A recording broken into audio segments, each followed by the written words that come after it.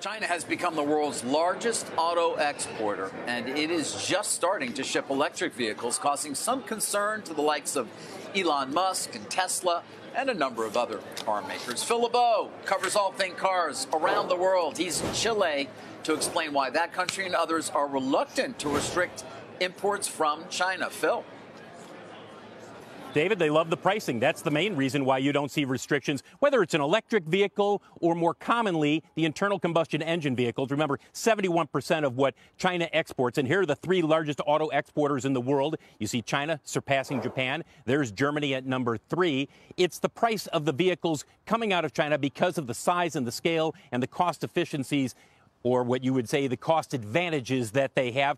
I want to show you some of those cost advantages. We are at an auto mall, truly an auto mall, where every brand, even like GM and Ford are here, Toyota, Hyundai, and a ton of the Chinese automakers. This SUV is from DFSK, which is a subsidiary of Dongfeng. Take a guess at how much it costs, guys. $9,200 equivalent U.S. dollars. $9,200 equivalent U.S. dollars. Here's another example that you'll say, well, it's easy to see why somebody in Chile would buy a Chinese vehicle versus a traditional automaker that we see in the United States. Compare the price of a Haval Julian, which is a base model crossover utility vehicle, with the Toyota Corolla Cross. It's a $6,000 difference in the base price there. And when we talk with buyers here at this auto mall, almost all of them say the same thing. The quality's good and the price is right.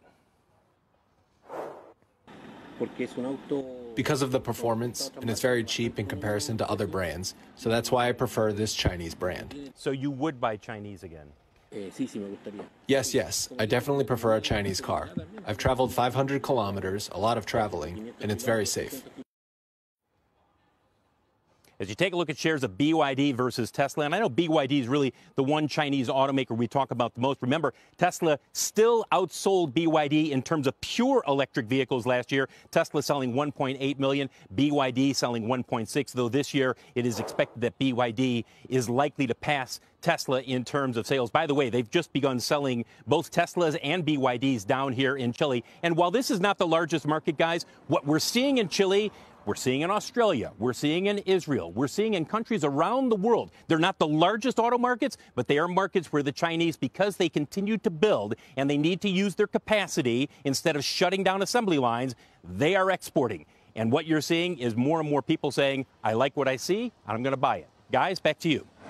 Yeah, Phil, it's fascinating. So glad you're there to sort of bring it on the ground to our viewers here. I mean, what is the possibility of the Chinese getting closer and closer to our market? Mexico obviously comes to mind, and or even building facilities in Mexico. So there might be an opportunity to import into the U.S. That's the key, David. Within the next 5 or 6 years, you will see several automakers likely begin final assembly in Mexico. Why is that important? Right now, if you build a vehicle in China and export it to the United States, there's a 25% tariff. If you were to build in Mexico because of NAFTA, you could bring it in under the NAFTA guidelines. Even if you said a 2.5% tariff, it basically eliminates that tariff. And because of the cost advantages that China has in terms of its scale, the concern is they can come in with entry-level vehicles like this SUV. And I know people will say Americans won't buy Chinese. You know what? You ask somebody, do you want to pay $9,000 for an SUV, or do you want to pay $19,000 or $20,000 for an SUV? No contest. And that's what we found with everybody we've talked to down here. Brand loyalty goes out the window when you have that kind of a price advantage. Phil, this report is unbelievable by you, and I want to point out that if I had to buy a Volvo here, many Americans would not know that's Chinese. So let's put yourself in the shoes of the president. You want to get the CPI down, but you're the union president.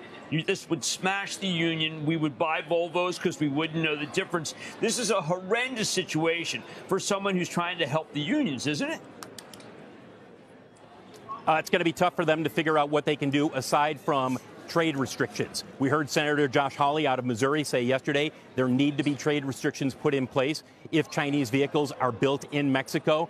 We're going to hear more and more about this in the years to come, because you're not going to be able to bring down the prices much more than what we already see. And yes, there are efficiencies and a few other things that the big three are working on, as well as foreign automakers building in the U.S. But, David, the bottom line is this. our costs cannot come down as much as the Chinese are enjoying right now as far as a cost advantage. Yeah, which has been the case in so many different industries, and certainly it's going to be a struggle. Phil, thank you. Obviously, we're going to hear from Phil throughout the day.